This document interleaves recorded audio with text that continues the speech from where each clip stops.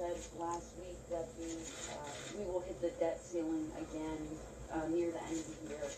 Are you prepared? I think the debt ceiling will come after the first year. But please, everyone, accept this. They tried it before. They, the Republicans.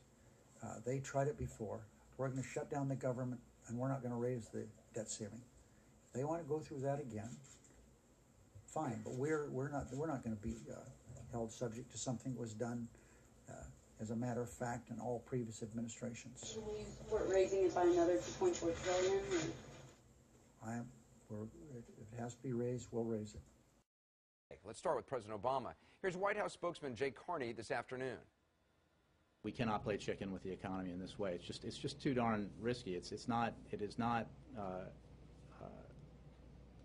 appropriate. Too risky, not appropriate. Here's Senator Obama on March 16, 2006, explaining why he was voting against raising the debt ceiling then. Washington is shifting the burden of bad choices, he said, today onto the backs of our children and grandchildren. America has a debt problem and a failure of leadership. Americans deserve better, he said. I therefore intend to oppose the effort to increase America's debt limit. So that's 180 degrees opposite from his position now. And here's how spokesman Robert Gibbs explained when the question first came up back in January. This quote from the senator. The fact that we're here today to debate raising America's debt limit is a sign of leadership failure. Leadership means the buck stops here. Instead, Washington is shifting the burden of bad choices today onto the backs of our children and grandchildren. America has a debt problem and a failure of leadership. Americans deserve better. I therefore intend to oppose the effort to increase America's debt limit. I suspect you know who I'm quoting. Joe Biden. That is Senator Barack Obama in 2006 voting against raising the debt ceiling. And I think what is important is understand that the raising the debt limit was not in question in the outcome. 52 to 48. In the outcome of that vote. It's a close vote. 52 to 48. Well, we've had closer. I think I think it's important that the outcome, based on the outcome of that vote, as I mentioned, the full faith and credit was not in doubt. Full faith and credit of our government and our economy was not in doubt. And the president used it to make a point about needing to get serious about fiscal discipline. And so I think it is up to, and it's important for Congress, because we know not to play politics with this, not to play games, to find a way to raise that debt limit, understanding that we have to, as I mentioned to Matt, we're going to have to take some serious steps to get our fiscal house in order. But we understand, we know what happens. We know the catastrophic actions with things like Social Security and Medicare if you threaten the solvency of the government. So he only voted that way because he knew that it was going to pass. And I think clearly he was sending a message. But he knew it was going to pass. That's why he voted against it that way. His vote was not necessarily needed on that. The problem is that the way Bush has done it over the last 8 years is to take out a credit card from the Bank of China in the name of our children, driving up our national debt from $5 trillion for the first 42 presidents.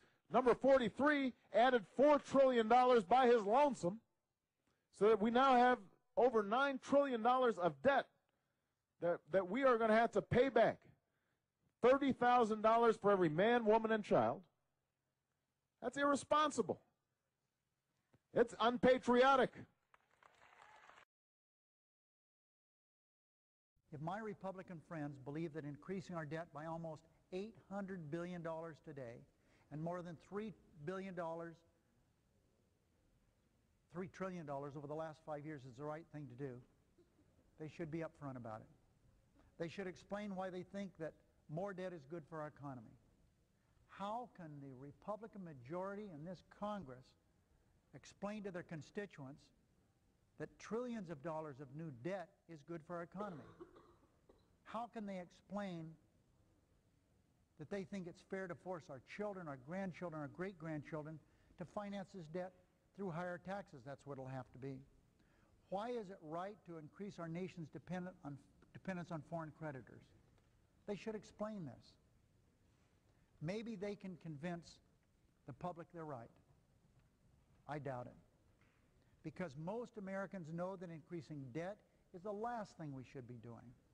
After all, I repeat, the baby boomers are about to retire. Under the circumstances, any credible economist would tell you we should be reducing debt, not increasing it. Democrats won't be making arguments to support this legislation, which will weaken our country. Weaken our country.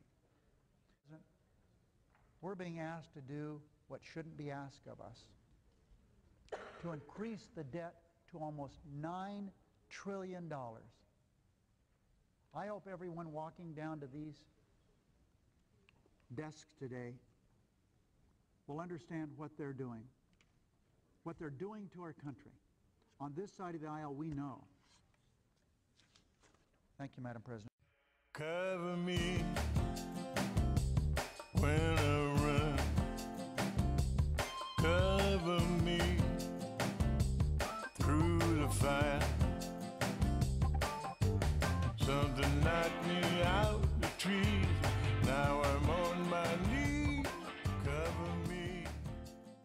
On the Simpson Bowles, the quote from your speech last night was, he created, the president, a new bipartisan debt commission. They came back with an urgent report. He thanked them, sent them on their way, and then did exactly nothing. The problem with that, as people have pointed out all day, you were on the commission and voted against it. David Brooks in the New York Times, a piece entitled Ryan's Biggest Mistake, said Ryan voted no. This was a devastating blow. We would have had national action on debt reduction. You're allowed to defend yourself. Well, actually, I disagree with that. Read the next paragraph of my speech, if you will. Do you have it right in front of you? I don't. The next paragraph is, we offered alternatives. So if I didn't like Simpson Bowles, and I love Simpson and Bowles, they're great guys, I just don't think that plan actually fixed the problem. So what we did in the House is we took the ideas we liked from Simpson Bowles and then added other reforms to it and offered a solution and passed it. You can't get to common ground until you put solutions on the table, and that's the fault we're making about President Obama. He offered no solutions. The Senate hasn't passed a budget in 3 years. President Obama, not a single time, sent a budget to Congress where he said, here's how I'm going to fix the fiscal problem. So he created the commission, then disavowed the commission. We offered alternative solutions. That's how you get to common ground. That's what the president hasn't done. And the most predictable economic crisis coming in this country is a debt crisis. It takes leadership to prevent that from happening.